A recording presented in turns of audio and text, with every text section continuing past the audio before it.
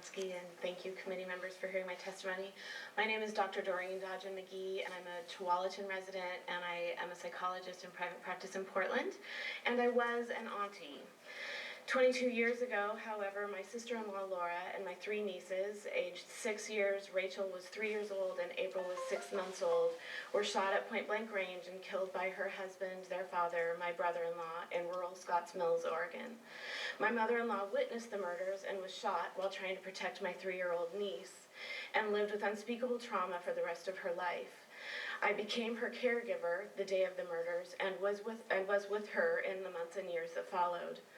The murders occurred on my eldest niece's first day of kindergarten. My brother-in-law easily purchased the shotgun that morning, even though there was a restraining order against him. I believe that he was acting impulsively and from a place of great anger and pain.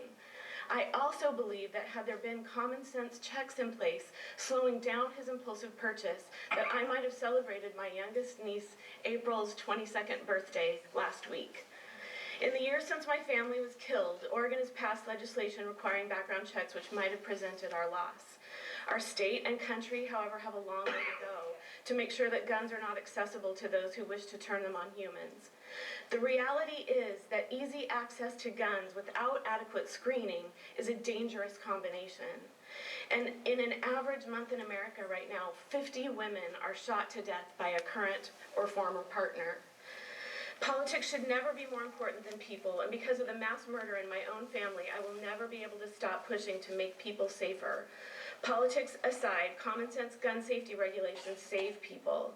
I implore all Oregon representatives and senators to care for the welfare of our population by passing these bills. I have joined with Mommies Demand Action, and I hope that we all can protect our wonderful and unique state by protecting the people in them by passing Senate Bill 797 and 868. Thank you very much. Questions? Thank you very much for coming forward. Bozak, Beckwith, Ronnie Daniels, and John Woods are our next panel. The next panel after that will be Lou Jaffe, Lisa Bates, and Tom O'Connor.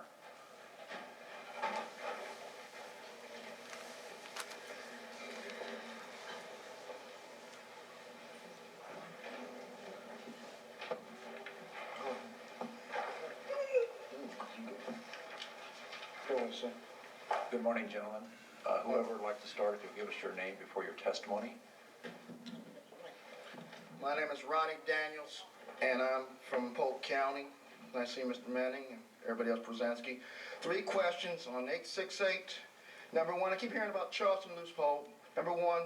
Number 2, my stepmom was 4 football fields away from the shooting that happened. The fact on that situation of the shooting, he was a working person. You never know when a person's going to snap, and he was a psychologist for children. The Dillon loophole, Charleston loophole deal, I keep hearing and hearing and hearing. When you don't hear the full story on it, is this. Number 1, it was already gone to the background check to Washington, D.C. They made a mistake. Number 2, he was a person that was charged but not convicted of a drug offense. So let's end that crap right there. The mental health issues is not accountable on 868. Number 4, I feel like that the due process on a restraining order, the average restraining order for a common person like myself who have seen various issues on this is $1,000 to $3,000 per hearing, lawyer's fees. And if you're going to go through and accuse them, we can go ahead and, if you want to do this, I would like to have where the state pays for the defense to give the person the best chance to defend his means. I do not support the bill right now as it is. The concealed weapons permit bill, dealing with the issues of not having enough shooting ranges. I just went from one in Albany this past weekend. I enjoy it. I like my rights. I'm a law-abiding citizen. At the same time, I think that to put more restraints on the best officials that to provide the service for concealed weapons, which I don't have, which I may have to rush to get because the demeanings of the situation currently, I feel that it's not addressing. And then on the middle bill, 797, I just think it's a good direction to a degree, but it's not well enough. I'm done with it. I think, and last thing, how come these bills that I see last minute, as you say, from the committees, says that there's no sponsorship, it says from the House, I want to know names, or the Senate. I want to know names, who's presenting these bills. I want the backing of it. Mr. Thank you. Daniels, thank you. Who'd like to go next?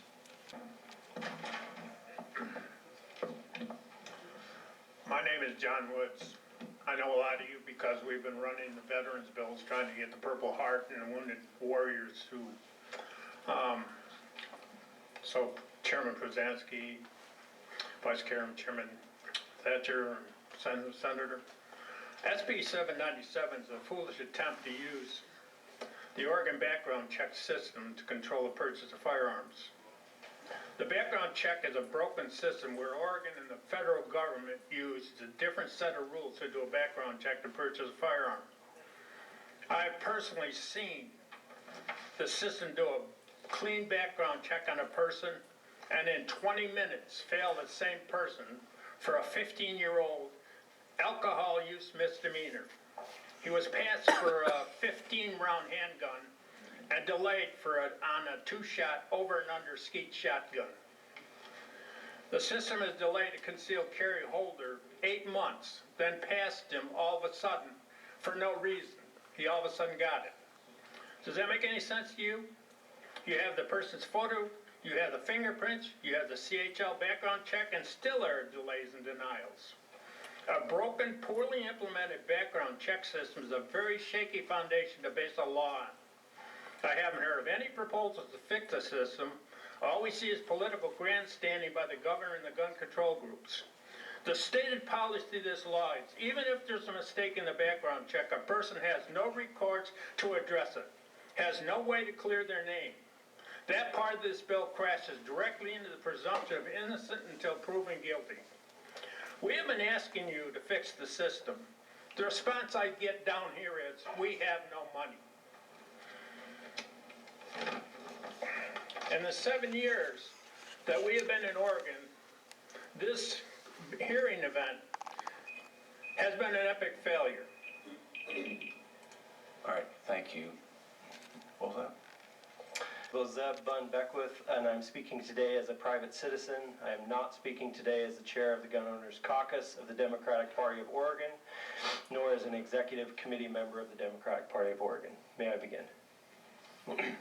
Mr. Chairman, members of the committee, I rise today in opposition of bills SB868, SB797, and SB764 as amended. I'm a big D Democrat. I'm a PCP and a neighborhood leader. I work to get Democrats elected. When I first became a member of the DPO's Gun Owners Caucus, I bought one of our bumper stickers. The bumper sticker has a simple line on it. It says, "Democrats don't want your guns. We've got our own." I love that line. It's great. It's simple. It's to the point. I have since peeled that bumper sticker off my car. When I read SB868, I realized I can't keep it on there anymore. This bill makes my bumper sticker completely false. I know I'm only one voice, and I know I may have jeopardized my position in the Democratic Party by speaking here today, and I know I might be labeled as a crazy gun guy, but I'm not. I'm just a guy. I'm a guy who took a shift off work to come down to Salem to try to break through this space between us in 2 minutes to help members of this committee see this bill for what it is, a bill that takes our guns away. Mr. Chairman, members of the committee, I ask you to oppose this bill. As I said, I'm a Democrat, and I will still work hard to get Democrats elected. But the kind of Democrats I would like to get elected are those that agree with the DPO's resolution of, I quote, "The Democratic Party of Oregon resolves to recognize and support the right to keep and bear arms of Article 1, Section 27 of the Oregon State Constitution and the Second Amendment as an individual right not granted by the government, but rather guaranteed by the government," end quote. Thank you for your time. Thank you very much for coming forward. Yeah, question. Yeah, real quick. I think, John, you submitted testimony, and Ronnie, you spoke to it about the full story, what happened with Dylan Roof, and where I had not heard that there was a mix-up. Just go, where is that? Washington Post, various newspapers have addressed it after the fact. The three things that was not talked about on this, and I'm tired of it being brought up, is that it has gone through a process. He was arrested he was not charged for a drug possession, which should, if it would have came up, I'm sure it would have been a warning sign. The federal government, the FBI did not do their job. They derelicted their dang duties. And at the same time, we pay a tax, but we're short on money to do the stuff we got. I feel that, not just only, it's all written on there. And it talks about it.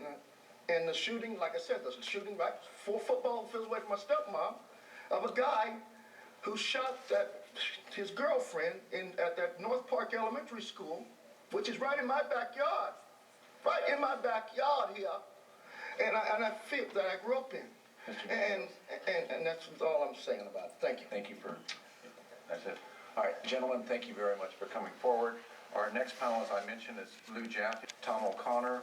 Our next panel after that will be Gary Weiss, Frank Martin, and Ted Campbell.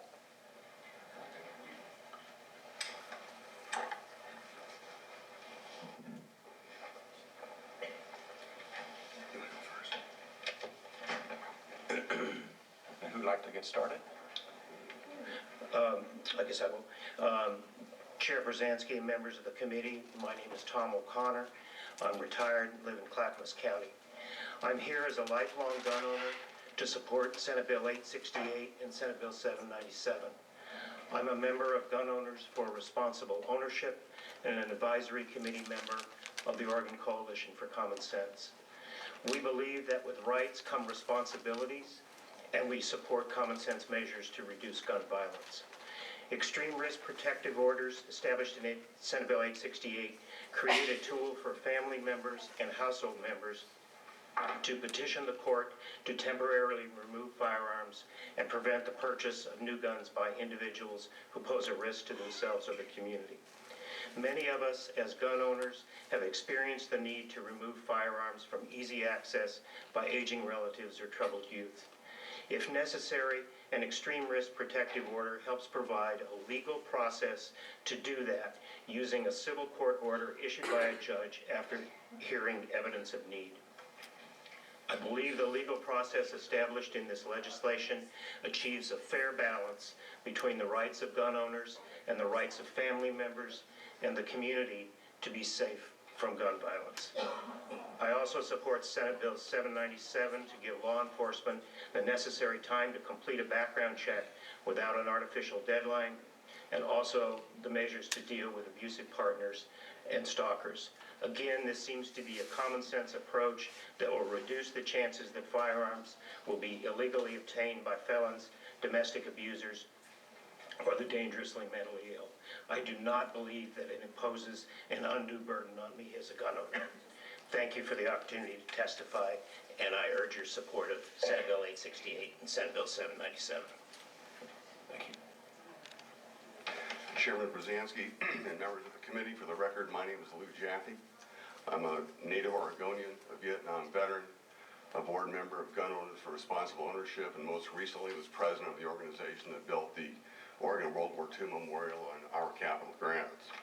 Good morning, and thank you for allowing me to testify today in support of Senate Bill 868, the Extreme Risk Protection Order.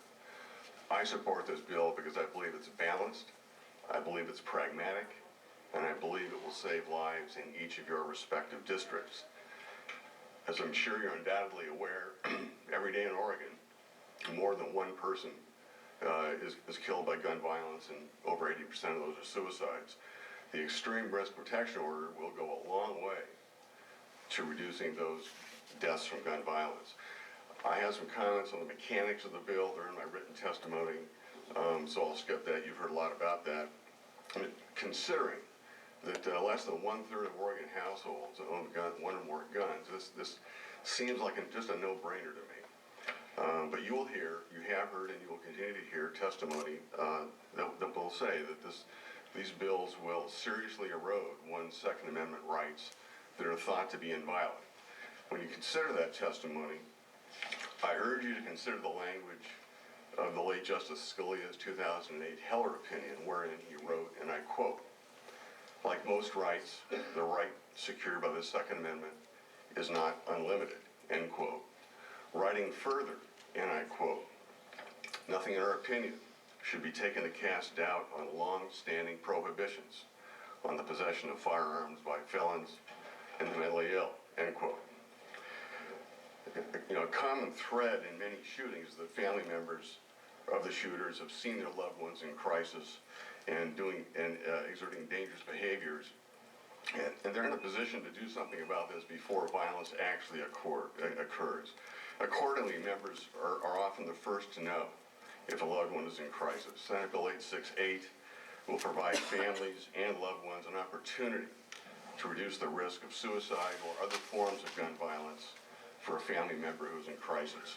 All right, thank you. Time's up.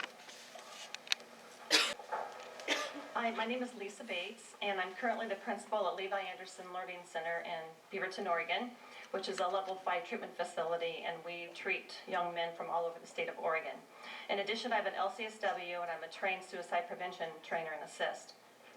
I've worked in mental health and suicide prevention for over 20 years. I'm here today to testify in favor of SB868 because I believe it will help prevent suicide and related violence by eliminating the availability of firearms to suicidal or at-risk youth. In our schools, we work with law enforcement, administrators, and mental health to identify at-risk youth and reduce their access to guns. We provide CALM training, which provides counseling on access to lethal means. Suicide is the second leading cause of death in Oregon for kids between the ages of 14 to 24. Suicide-related violence and homicide are closely linked. Suicide remains one of the highest causes of mortality in the adolescent years, and this is very disturbing to me. I urge you to be in support of this bill. I grew up in a domestic violent home, and had I not yelled to my mother to flee with my 2 brothers, I would not be here to testify to you before you today. Youth will find unhealthy connections such as gangs or potentially develop a plan to kill themselves and potentially others by firearms. Jay, a youth from Salem, lost his best friend to gun violence, and his plan was to shoot the killer in retaliation for the loss of his best friend. Luckily, law enforcement intervened, and Jay is now at our school, getting the help that he needs. This bill is based on the long-standing procedures of domestic violence protection orders here in Oregon, which involves both a court hearing and clearly defined due process protection. You never forget the fear of the experience of having a gun pointed at your face. I urge you to support this bill. Thank you. Thank you. Questions? Thank you very much for coming forward. Our next panel includes Gary Weiss, Frank Martin, Ted Campbell. The next panel after this panel will be Erwin Greenwald, Andy Harris, and Kelly Campbell.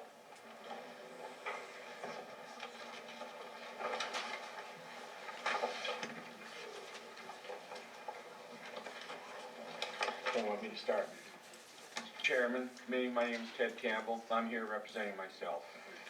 Yeah, I've already turned in my stuff, so I hope you'll read it. But I have some points on me. No one has mentioned that most of the shootings have been done with illegally purchased or stolen firearms. The laws on the book keep legal people or honest people honest. You're putting more laws on the back of law enforcement that are already there. We have laws for mental health holes and that. We don't need more.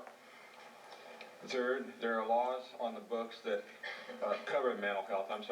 The second one was that we're taking time away from officers doing their jobs right now by putting more laws on there. In schools, a lot of kids don't learn about firearms. The NRA has a program that could go into there, the Eddie Eagle program, which will help teach kids about firearms and how to use them safely and what to do if they find one laying around so there isn't that problem. Doctors put kids on medicine, and then when they get a certain age, they come off the parents' insurance, and they can't take their steroids or whatever it is anymore, and that puts them in a mental health problem. We need to give them help when they're younger, not put them on medicine because the parents don't want to do their job. Most FFL dealers follow the 3-day rule, unless they personally know the person. That Jim Jones is a common name out there. There's probably 1,000 of them in Oregon, and one may have a record, and they all go into the background check cold. DOD puts a manual on the internet, tells you how to build a 30-06 or a 38 special pistol with stuff you have in your house. So if they want a gun, they're going to get it. I mean, the internet, you just go out and search for anything. No one's mentioned all the murders that have been done with knives and other weapons. Are we gonna confiscate knives or semi-trucks or cars because people use them to commit crimes? And last, most important, the clerks in the courts are not doing a job filing all these things properly or promptly. So it may take 6 months after a person has done his due diligence and taken the classes if it's a DUI before he gets cleared. So there's a lot of tie-up there. Thank you. Thank you.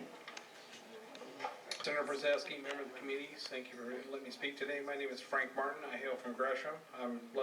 My apartment sits less than 2 blocks away from the shooting recently in Gresham. I stand opposed of all 3 measures in principle. I have submitted testimony. Hopefully it's written into the record.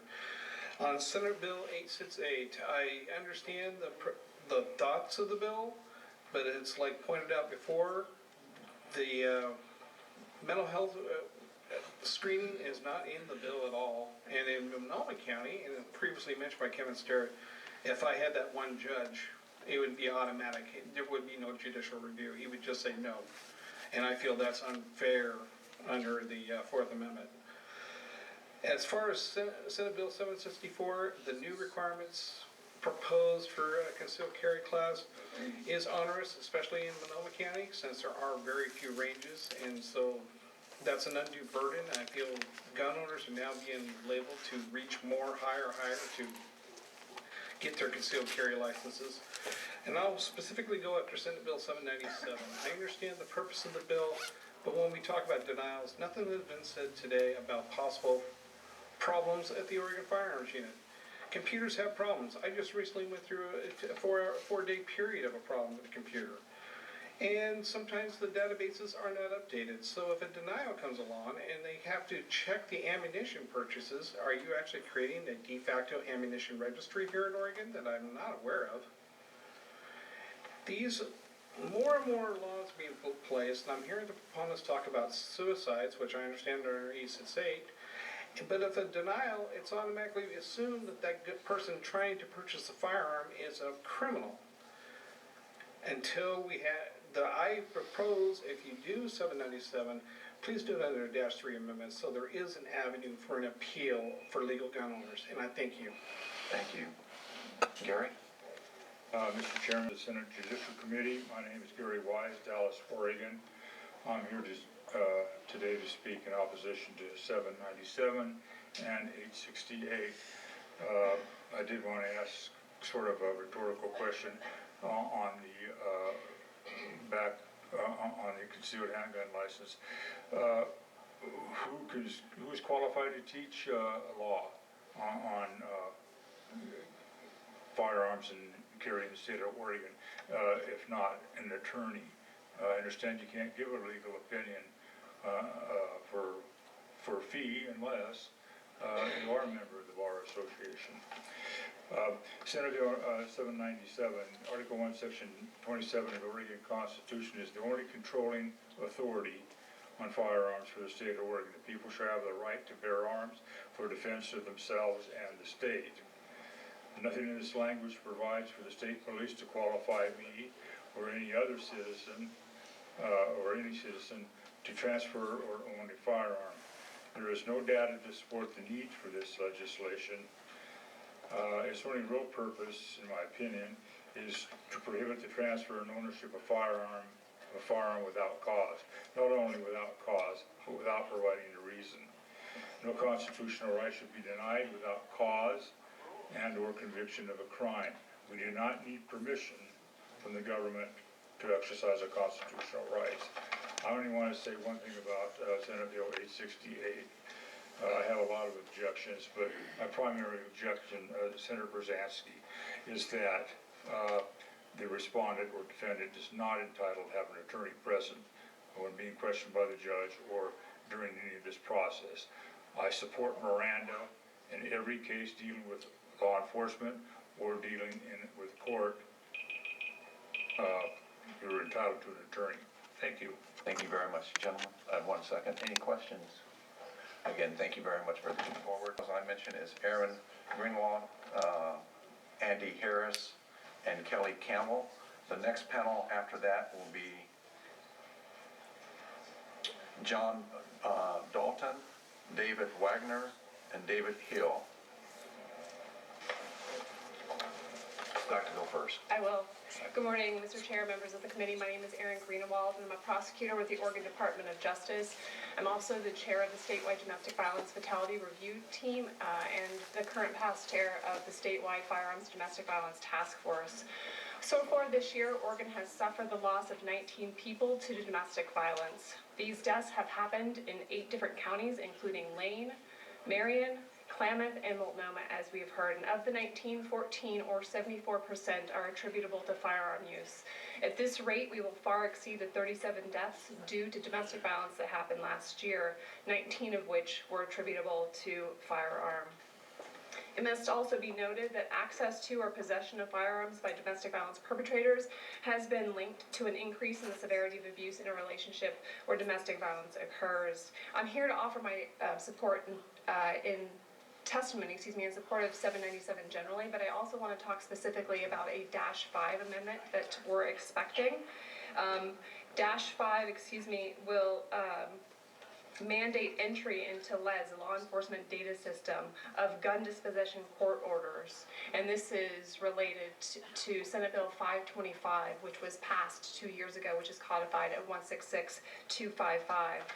The legislature passed that Senate Bill 525, which prohibits possession of firearms by persons subject to qualifying protection orders and those persons convicted of misdemeanor crimes of domestic violence. Passage of that bill was incredibly important. To effectuate prohibition of firearms under the statute, we encourage prosecutors to fill out and courts to sign firearms findings document when persons are convicted of misdemeanor crimes of domestic violence. What's really important, however, is after the court signs those orders, we need those findings entered in the law enforcement data system so that officers who later contact these individuals will be able to receive notification about prohibition. It's an officer safety issue, a public and victim safety issue, and an enforcement of laws issue. If I may just have 10 seconds, Chair. The problem is that there is no current statute authorizing or mandating entry. So I encourage you, when you get -5, to support passage of that, and I thank you for your efforts on this issue. Thank you. Chairman Brzezinski and members of the committee, I'm Andy Harris from North Portland. I'm here supporting SB 797 and SB 868 on behalf of Oregon Center for Christian Voices and also Oregon's Physicians for Social Responsibility. We speak up for some of the most vulnerable members of our society. According to the New York Times, each week 10 women in the U.S. are shot to death by their husbands, boyfriends, or former dating partners. Here in Oregon, over 2,000 Oregonians were killed by firearms between 2010 and 2014, the vast majority by suicide. In 2016, the American Medical Association and OHSU declared that gun violence in the United States is a public health epidemic. We favor closing the Charleston loophole and giving state police sufficient time to run a background check on buyers of firearms. We believe that dating partners convicted of domestic violence should be denied access to firearms, just like couples who are married or living together. For those of us who are physicians, we have witnessed the terrible destruction of gun-induced injuries in our emergency departments. Firearms have no business in the hands of people who are unstable or who are acting out impulsively. Senate Bill 797 and SB 868 are 2 important steps toward curbing the epidemic of gun violence. They are common sense, pragmatic, and balanced measures, and we ask for your support. Thank you. Thank you. Committee, thank you so much for this opportunity to testify today. My name is Kelly Campbell, and I'm the Executive Director of Oregon Physicians for Social Responsibility.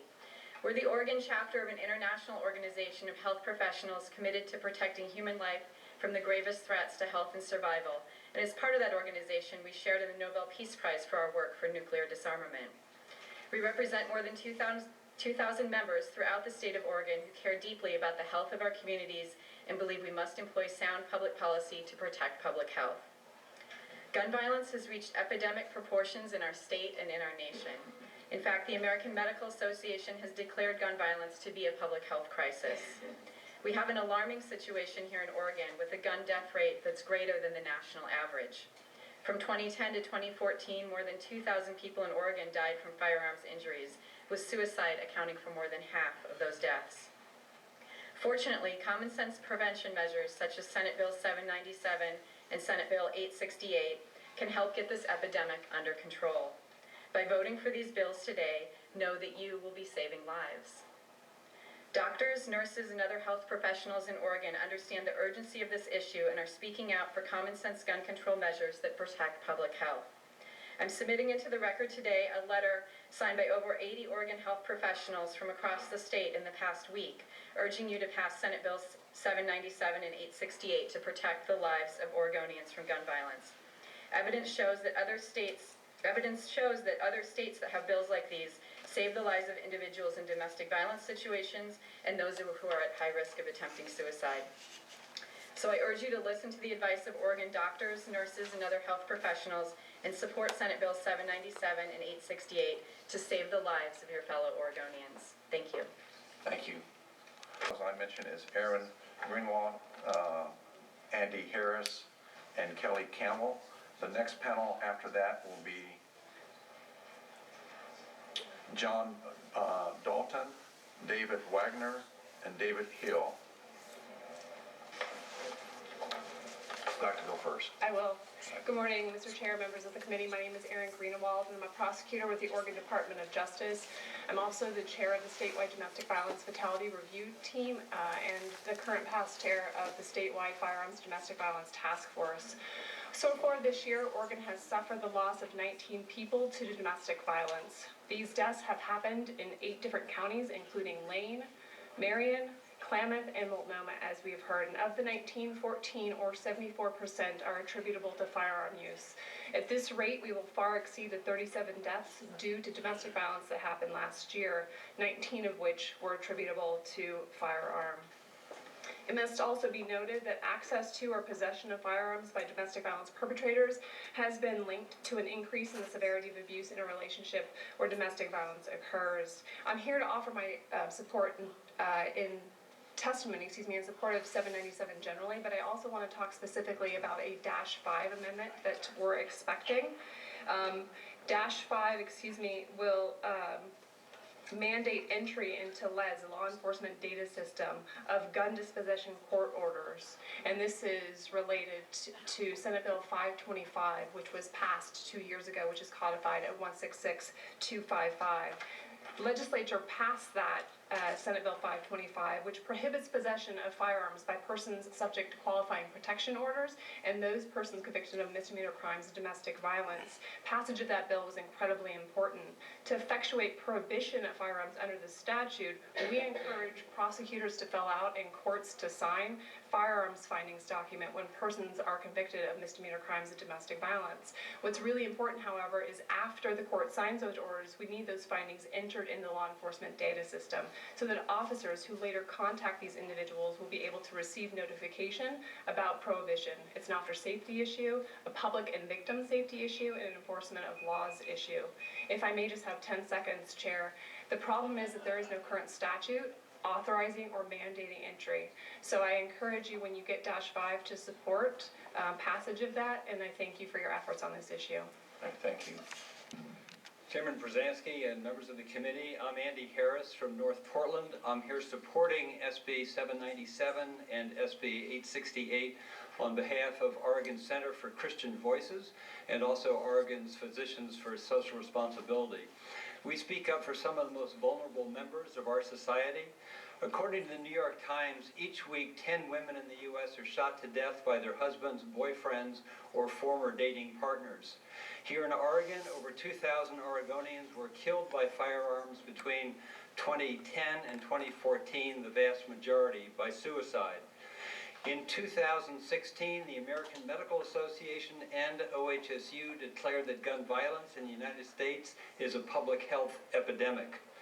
We favor closing the Charleston loophole and giving state police sufficient time to run a background check on buyers of firearms.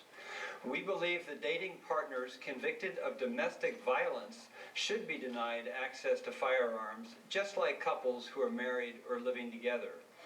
For those of us who are physicians, we have witnessed the terrible destruction of gun-induced injuries in our emergency departments. Firearms have no business in the hands of people who are unstable or who are acting out impulsively.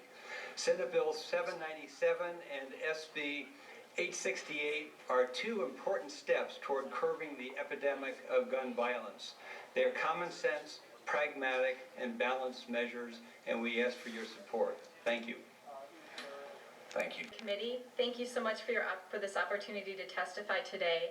My name is Kelly Campbell, and I'm the Executive Director of Oregon Physicians for Social Responsibility. We're the Oregon chapter of an international organization of health professionals committed to protecting human life from the gravest threats to health and survival. And as part of that organization, we shared in the Nobel Peace Prize for our work for nuclear disarmament. We represent more than 2,000 members throughout the state of Oregon who care deeply about the health of our communities and believe we must employ sound public policy to protect public health. Gun violence has reached epidemic proportions in our state and in our nation. In fact, the American Medical Association has declared gun violence to be a public health crisis. We have an alarming situation here in Oregon with a gun death rate that's greater than the national average. From 2010 to 2014, more than 2,000 people in Oregon died from firearms injuries, with suicide accounting for more than half of those deaths. Fortunately, common sense prevention measures such as Senate Bill 797 and Senate Bill 868 can help get this epidemic under control. By voting for these bills today, know that you will be saving lives. Doctors, nurses, and other health professionals in Oregon understand the urgency of this issue and are speaking out for common sense gun control measures that protect public health. I'm submitting into the record today a letter signed by over 80 Oregon health professionals from across the state in the past week, urging you to pass Senate Bills 797 and 868 to protect the lives of Oregonians from gun violence. Evidence shows that other states that have bills like these save the lives of individuals in domestic violence situations and those who are at high risk of attempting suicide. So I urge you to listen to the advice of Oregon doctors, nurses, and other health professionals and support Senate Bill 797 and 868 to save the lives of your fellow Oregonians. Thank you. Thank you. Questions? Thank you very much for coming forward. Our next panel, as I mentioned, is John Dalton, David Wagner, David Hill. And while they are coming up, our next panel after this will be Melissa Ray Pankurik, Melissa Kaiser, and Robert Ewell.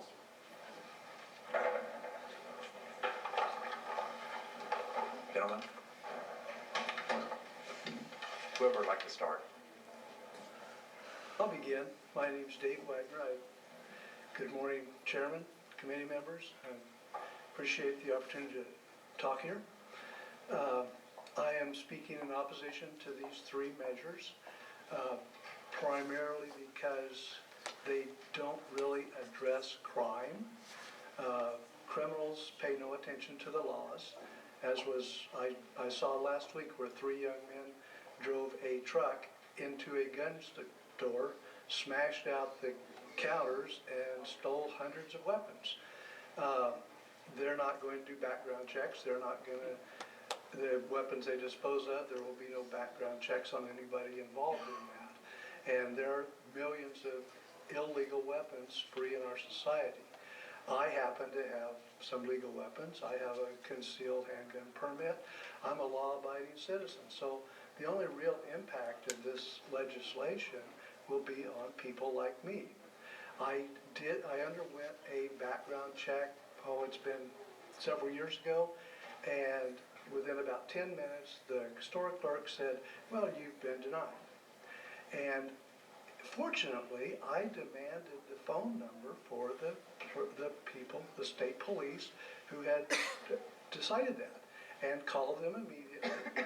And even though they had my name and my address and my driver's license number and my social security number, they had confused me with someone else with a similar name. I got that straightened out immediately and went about my purchase of the weapon. In my estimation, none of these are going to do anything other than make it more difficult for law-abiding citizens to exercise their Second Amendment. I've heard some testimony saying that this is all constitutional. Well, the bill hasn't been passed or adjudicated, and so I don't believe that you can make a statement about whether something's constitutional or not. I would remind everybody that shall not be infringed is a part of our Constitution. Thank you. Who'd like to go next? My name is David Samuel Hill. It's been a week since I saw you last. I'd like to thank you for allowing me to give you testimony today. I'm opposed to these three bills. I'd like to point out some facts that have been recently shared with me. France has 4 times higher per capita gun violence rate than the United States, and they have stricter gun laws. A year before and a year after guns were taken away in Australia, the suicide rate stayed the same. The mode of committing suicide changed. We need to be proactive in domestic violence and also to prevent suicide. It is a reactive approach to take the firearms. It may be smart in some cases, but in other cases we may find ourselves stripping people of their rights, where their rights should not be taken from them. That is very concerning. Another concern of mine is an unlimited avenue to delay somebody from purchasing a firearm. I take every necessary step to be legal. I have a concealed carry permit. I've taken all the steps possible, even the ones that are viewed questionably constitutional. I've even abided by those. But this new way of unlimited delay for a firearm purchase, this could really infringe upon the rights. And I ask you guys to say no until you guys correct the language of that bill. Yeah, just no on these three bills. Thank you very much. Thank you. And John? My name's John Dalton. Thank you for letting me testify. I'm from Polk County. We have timberland, and I've spent a lot of time back on it, and in places that are at least a half an hour from any response, if you could get cell service. So we're on our own. I have a concealed carry permit. I use it because I have long guns I keep in my truck. I don't carry a pistol, but because of the way the concealed carry permit works, I can use it. I don't have to worry if I go through Salem or Portland or Independence or some town that restricts access to your firearm in the cab of your pickup, because I have a concealed carry permit. I have a license. If you make it more difficult to get that license, not everybody packs a pistol, but some of us have it because it is proof that we are responsible individuals.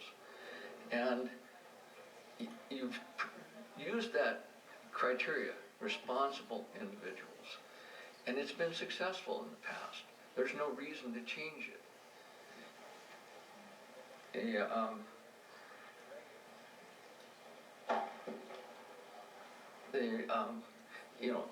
I'm getting older. I've discovered that with age, there are certain drawbacks. You're not as physical as you used to be. I can be easily attacked by someone younger and stronger now. I can't defend myself physically the way I could when I was younger. But if I have a firearm, I am somewhat protected.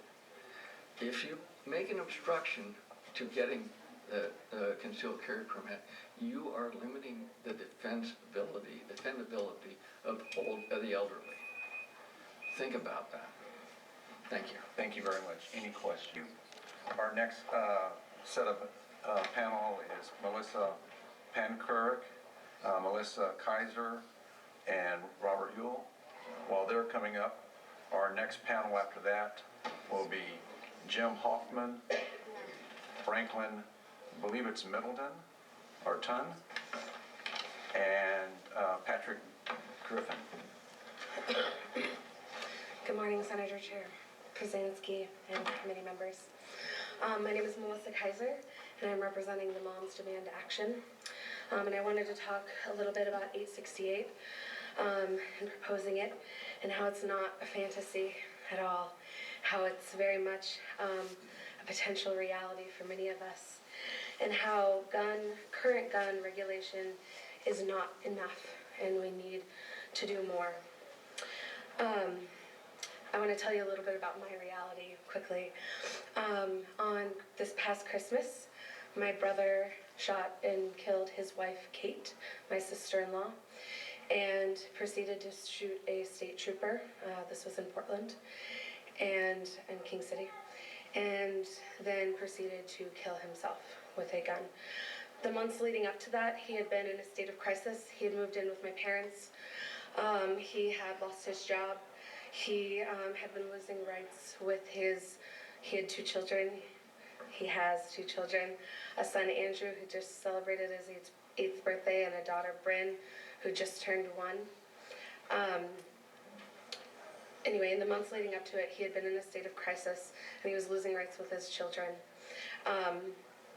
Had there been legislation in place such as 868, my parents would have had the capabilities to do something, to do more. It's been in the back of our minds as the family of somebody who has committed murder. What could we have done?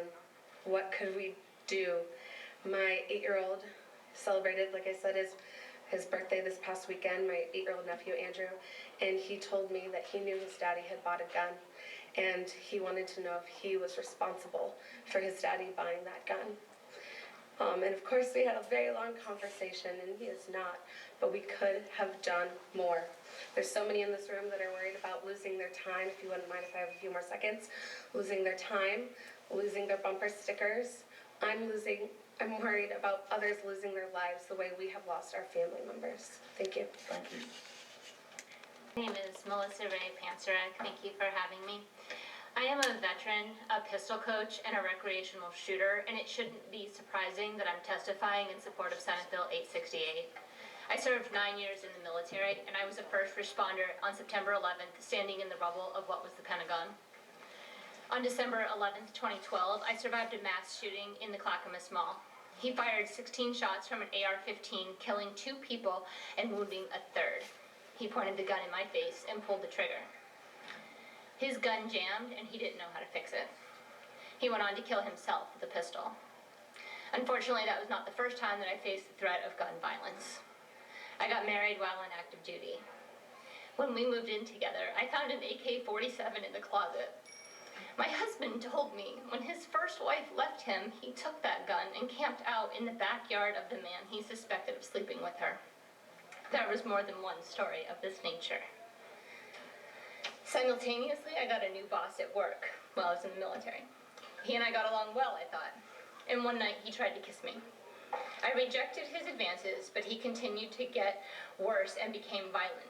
He grabbed me by my hair and slammed my head on a desk in front of other Marines. I didn't know who to turn to for help because he was the boss. My boss was buddies with our supervisors. And my husband, he might use that weapon in the closet. I knew my boss had a gun. He bragged about threatening his wife with it. I also felt the police couldn't help me because despite the clear danger, there was no legal way to remove the guns from this situation. Ultimately, I was able to remove myself from the situation and escape danger. But my story is sadly not unusual. When a person poses a threat to self or others with a gun, family members and law enforcement often see warning signs. We've seen other shootings, like at Isla Vista in California, where a process like the Extreme Risk Protection Order could have addressed the situation before tragedy struck. And so far, luck has saved me from gun violence, but I shouldn't have to rely on luck. I should be able to count on our laws. So I'm asking you to please support Senate Bill 868 before my luck runs out. Thank you. Robert? Senator Brzezinski, Chairman, allowing me to testify today. I'm in support of Senate Bill 868. I am Robert Ewell. I'm the founding board member for Gun Owners for Responsible Ownership and a member of the Advisory Committee for Oregon Coalition for Common Sense. I am also a veteran, a gun owner, a registered nurse, and I carry a CHL. Gun violence is a public health crisis, and the most effective approach to public health safety is through prevention. Senate Bill 868 will prevent death and injury. Most people think of homicides when they hear the term gun violence. But statistically data, for Oregon from 2010 through 2014 indicates that a large majority, nearly 90%, 87%, of the gun deaths actually occur by suicide. Other states have seen similar trends and have acted to correct this alarming issue. California enacted an extreme risk protective law in 2014, and Washington voters passed the same type of law last November with an overwhelming majority. Tragically, we have learned from previous events around the country that family and law enforcement are often aware that someone may be in danger to themselves or others before any violence occurs, but have lacked the tools needed to appropriately address the issue. Senate Bill 868 would allow families and household members to work with law enforcement to temporarily remove guns and prevent the purchase of new guns by individuals who pose a high risk of harm to themselves or to others. It would provide time to de-escalate a crisis and serve as a pathway for suicide prevention. Some might argue that there is potential for these protective orders to be abused, but this bill is based on the current and long-standing procedure of domestic violence protective orders, which require that clear, cogent, and convincing evidence be presented to a judge to determine whether an individual is a risk to themselves or others. In addition, the subject of the order will have the opportunity to refute the present evidence and protective order. Sorry. Thank you very much. No questions, so thank you very much. Our next panel